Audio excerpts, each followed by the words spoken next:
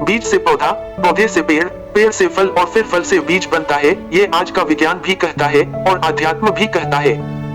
सब कुछ वैसे ही हो रहा है जैसे हमारे ब्रह्मांड में हो रहा है। सब कुछ घूम कर वापस आता है, जैसे रात के बाद दिन, गर्मी के बाद सर्दी। प्रकृति, ईश्वर के दूत यानी भगवान का धरती पर जन्म इसका सबसे बड़ा उदाहरण है। जंगल इसी सर्कुलर मोशन के सिद्धांत पर बढ़ते हैं जब तक कि हम उसे बर्बाद नहीं करते। अगर यह सब प्रकृति कर रही है तो इस धरती पर रहते हुए हम भी तो प्रकृति के अनुसार ही चलेंगे या चलना पड़ेगा। और अगर ये हो रहा है तो हमारी अच्छी सोच, अच्छे कर्म वापस क्यों नहीं आएंगे और उनका फल अच्छा क्यों नहीं मिलेगा। इसी के मद्देनजर अध्यात्म में कहा गया है कि ईश्वर का अंश आत्मा रूप में हम सब में विद्यमान है। इसका अर्थ है कि हम ईश्वर के अंश के साथ जन्म लेते हैं और वापस वह अंश ईश्वर में जाकर मिल जाता है। ये भी तो सर्कुलर मोशन है।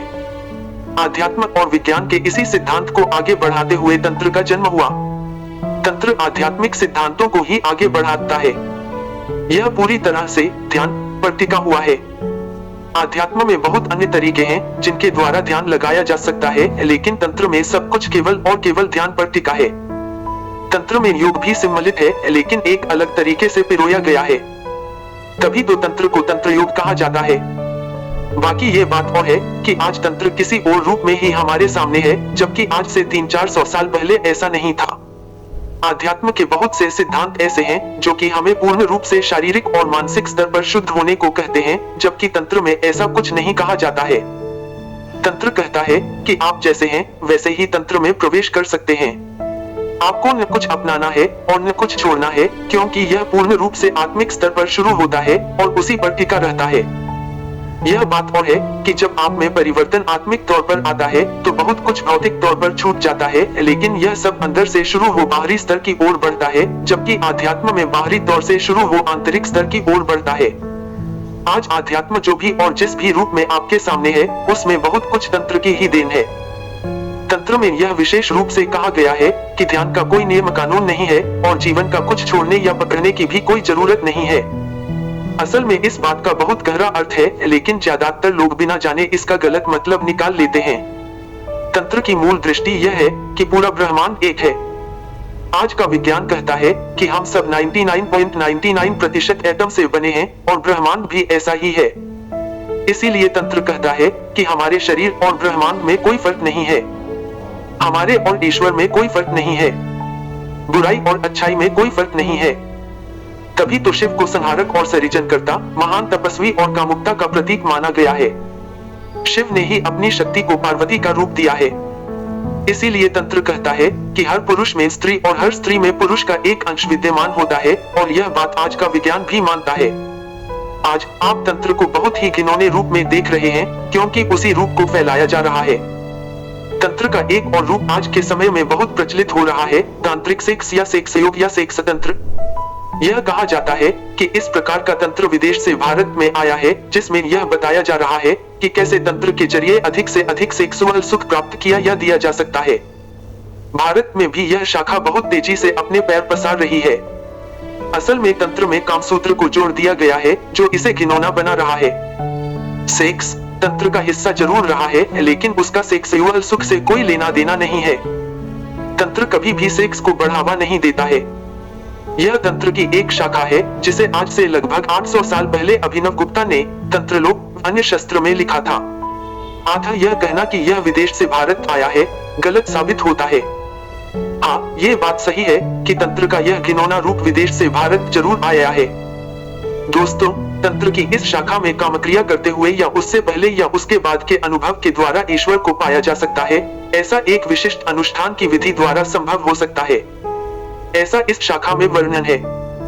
तंत्र की यह शाखा काम से शुरू हो इसकी आखिरी सीमा को लांघती हुई काम से ऊपर उठ जाती है। लेकिन आज इस शाखा को काम सुख कैसे ज्यादा से ज्यादा पाया जा सकता है, ऐसा बताकर प्रसिद्ध किया जा रहा है। प्रेम इस जगत की सबसे महत्वपूर्ण घटना है।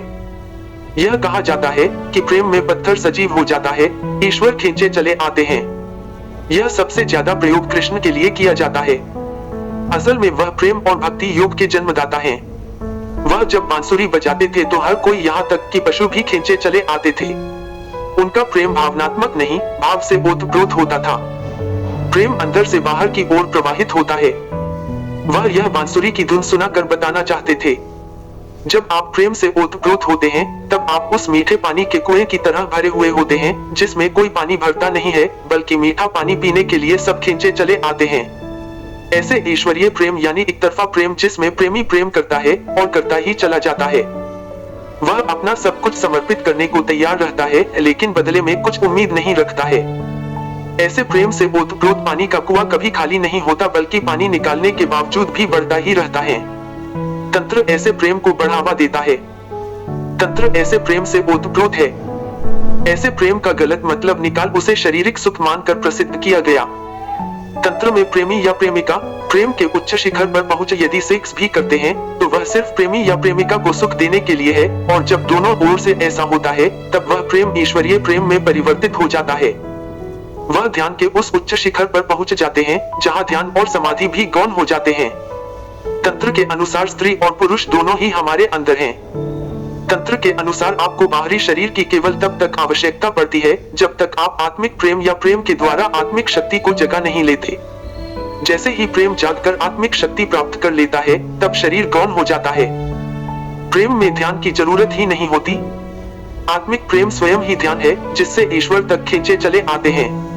शरीर की जरूरत केवल उन्हें है जो प्रेम को जगाने में असफल हैं।